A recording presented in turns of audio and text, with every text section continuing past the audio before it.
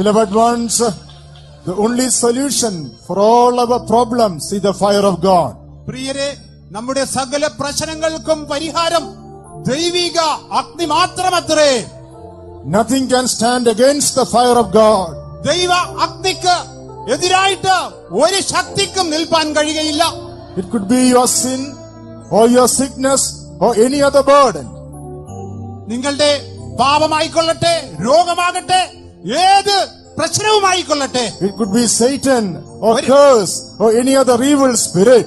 ഒരുപക്ഷെ സാത്താനായിരിക്കാം, ശാപമായിരിക്കാം, മറ്റേതെങ്കിലും ദുഷ്ടാത്മാക്കളുമായിരിക്കാം. Or it could be the power of witchcraft that is working in your life. ഒരുപക്ഷെ നിനക്കെതിരായി പ്രവർത്തിച്ചുകൊണ്ടിരിക്കുന്ന, ജീവിതത്തിൽ പ്രവർത്തിച്ചുകൊണ്ടിരിക്കുന്ന ആഭിചാര പ്രവൃത്തിയായിരിക്കാം.